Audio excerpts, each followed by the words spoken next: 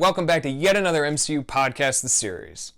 Finally, the much anticipated and long delayed Black Widow film will premiere in theaters and on Disney Plus this week. Here's everything you should know before Black Widow hits screens on July 9th.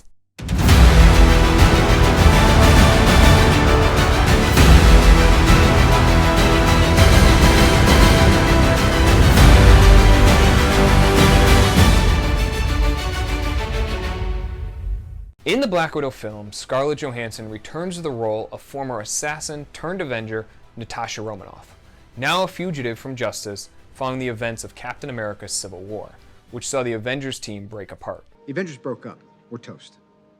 Broke up?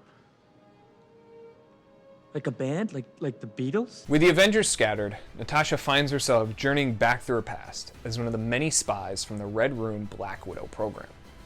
She's joined by Florence Pugh's Yelena Belova, Rachel Weisz's Melina Vostokov, and David Harbour's Alexei Shostakov's Red Guardian. That's how you know you grew up in the 80s, you get all the Cold War names correct. Anyway, this makeshift family must face the existential truth about their roles while being hunted by the assassin Taskmaster. Black Widow was originally set to debut in May 2020, but was delayed several times due to the ongoing COVID-19 pandemic. Disney and Marvel were committed to giving the film a theatrical release, despite fans' pleas to release the film on Disney Plus, along with the Phase 4 television series.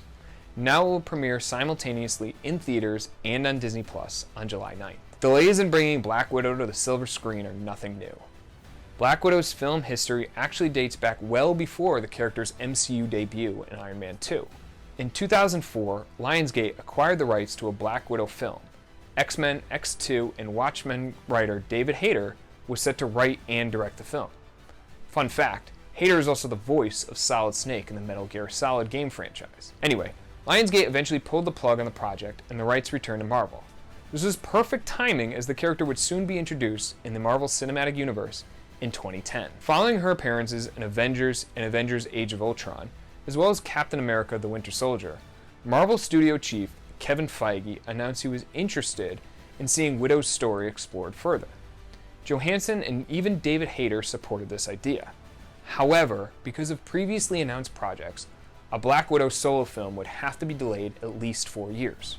Pre-production finally commenced in February 2019. With a runtime of 133 minutes, Black Widow falls somewhere in the mid-range of all MCU films, matching the length of Spider-Man Homecoming and Black Panther. The $200 million budget, though, puts the film on the higher end of the MCU, setting it within the likes of Black Panther, Iron Man 2 and 3, and Guardians of the Galaxy Volume 2. According to The Hollywood Reporter, Johansson will earn $15 million, on par with the salary both Chris Evans and Chris Hemsworth earned in their third standalone films. Black Widow marks Kate Shortland's MCU debut. Shortland is known for the critically acclaimed film Berlin Syndrome. Marvel actually interviewed more than 60 directors for the gig, including would-be Eternals director Chloe Zhao. Eric Pearson penned the script. He previously wrote the script to Thor Ragnarok, and more recently, Godzilla vs. Kong. Pearson is no stranger to the MCU as he wrote the Marvel one-shots, The Consultant, A Funny Thing Happened on the Way to Thor's Hammer, Item 47, and Agent Carter, and consulted on a handful of Phase 3 films. WandaVision writer Jack Schaefer and Ned Benson are also credited with the story. Natasha Romanova first appeared in the comic books in Tales of Suspense number 52, alongside fellow Russian villain Crimson Dynamo. It took several issues before she transitioned to the side of good.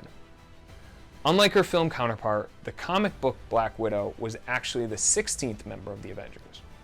Since her debut, Black Widow has served as a member of various Avengers teams and worked alongside S.H.I.E.L.D. In the film, Natasha is joined by Yelena Belova, another assassin from the Black Widow program.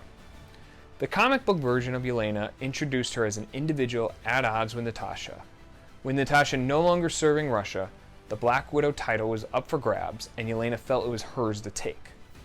Despite initially deciding to take a different path in life, Yelena has returned to the superhero world. Following Natasha's death during the Secret Empire miniseries, Yelena has assumed the Black Widow identity to honor her fallen comrade. With rumors swirling about Florence Pugh's future in the MCU, it's likely we'll be seeing more of Yelena's Black Widow. Rounding out the cast is Red Guardian, the Russian answer to Captain America. Alexei Shostakov was chosen as the Red Guardian over Yuri Gagarin, the first man in space.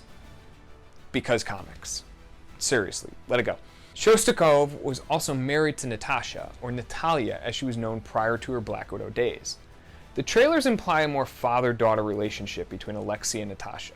Listen to your mother. Listen, if I'm gonna go watch a show about a married pair of Soviet spies, I'm just gonna turn on The Americans. That show is commercially underrated. If you want more Russian spies after seeing Black Widow, I highly recommend. Please, do not roll your eyes at me. You can show me some respect. Opposing them is Taskmaster. Known in the comics as Tony Masters, Taskmaster has photographic reflexes, which means he can copy the skills of his opponents. Taskmaster first appeared in the Avengers number 195, cover dated May 1980. He was created by David Michelin and George Perez.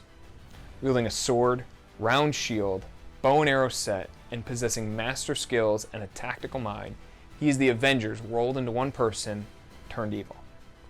The character in the comic books has gone toe-to-toe with Black Widow, Captain America, Ant-Man, Spider-Man, and several other Avengers.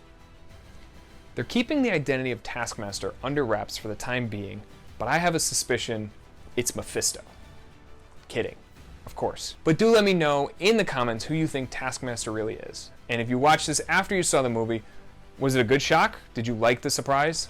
Before checking out the film, I have 2 comic book recommendations for you. In Mark Waid and Chris Samnee's Black Widow, Natasha finds herself on the outs from S.H.I.E.L.D. With Natasha's secrets made public to the world and on the run from the law, she turns her attention to the Red Room of her past. Now, Waid is a legendary comic book writer who has written and reinvented most mainstream heroes, and Samnee's art has a classic cartoony feel with a layer of bold line work to bring it into the modern age. The second recommendation is for the Marvel Knights Black Widow series. The Marvel Knights was a mature audience-focused imprint launched in the late 1990s.